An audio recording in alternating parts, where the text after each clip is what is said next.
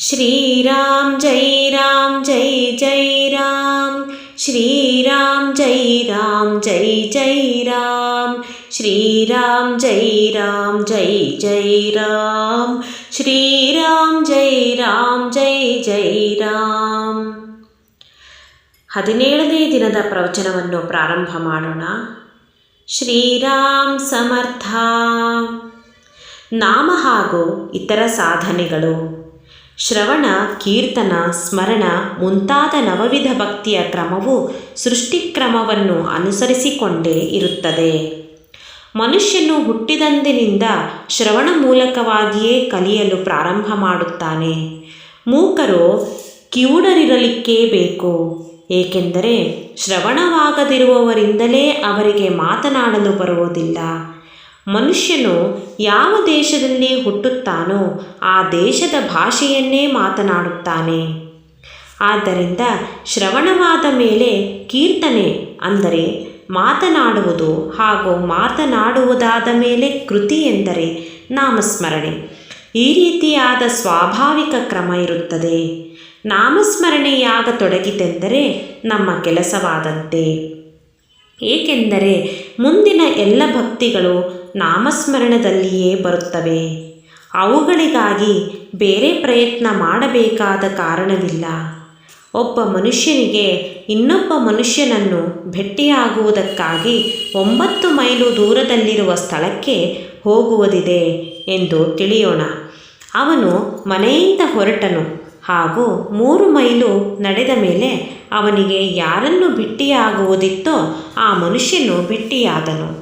ಆವಾಗ ತನ್ನ ಕೆಲಸವಾಯಿತೆಂದು ಆ ಮನುಷ್ಯನು ಹೇಗೆ ಮುಂದೆ ಹೋಗುವ ಪ್ರಯತ್ನ ಮಾಡುವುದಿಲ್ಲವೋ ಅದರಂತೆ 3ನೆಯ ಭಕ್ತಿಯಾದ ನಾಮಸ್ಮರಣೆಯನ್ನು ಮಾಡುವುದರಿಂದ ಮುಂದಿನ 6 ಭಕ್ತಿಗಳ ಫಲವೂ ಕೂಡ ಪ್ರಾಪ್ತವಾಗುತ್ತದೆ.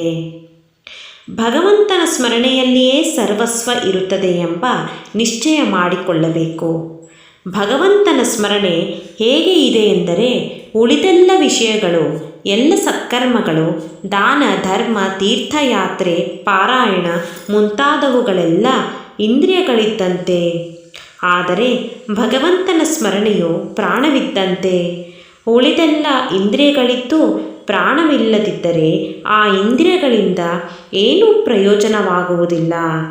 ಆದ್ದರಿಂದ ನಾಮವೇ ಪ್ರಾಣವೆಂಬ ಭಾವನೆಯಿಂದ ನಾಮಸ್ಮರಣೆ ಮಾಡುತ್ತಾ ಪ್ರಪಂಚದಲ್ಲಿ ಸುಖವಾಗಿರಬೇಕು.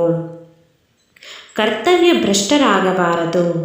ಕರ್ತವ್ಯವನ್ನು ಮಾಡುತ್ತಿರುವಾಗ ಭಗವಂತನ ಸ್ಮರಣೆಯನ್ನು ಮಾಡಬೇಕು. ಬಾಯಲ್ಲಿ ರಾಮನಾಮವಿರಬೇಕು. ಭಕ್ತನು ಉಪಾಧಿಗಳನ್ನು ಹೆಚ್ಚಿಗೆ ಬೆಳೆಸಿಕೊಳ್ಳಬಾರದು.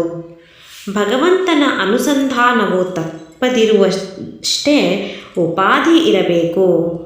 ಹಾಗೂ ಸಾಧ್ಯವಾಗುವಷ್ಟೇ ಅಂದರೆ ಆನಂದದಿಂದ ತೆಗೆದುಕೊಳ್ಳಲು ಬರುವಷ್ಟೇ ನಾಮವನ್ನು ತೆಗೆದುಕೊಳ್ಳಬೇಕು.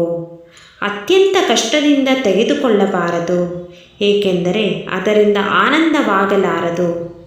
ನಾಮದಲ್ಲಿ ಪ್ರೇಮವಿರಬೇಕಾದದ್ದು ಅತ್ಯವಶ್ಯಕವಿರುತ್ತದೆ.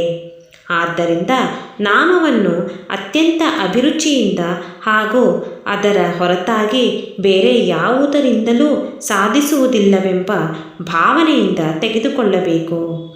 ಅಂದರೆ ಅದರಿಂದ ಪ್ರೇಮ ಬರುತ್ತದೆ. ನಾಮದಲ್ಲಿ ಪ್ರೇಮ ಬರುವುದು ಅತ್ಯಂತ ಉಚ್ಚಕೋಟಿಯ ಅವಸ್ಥೆಯಾಗಿರುತ್ತದೆ.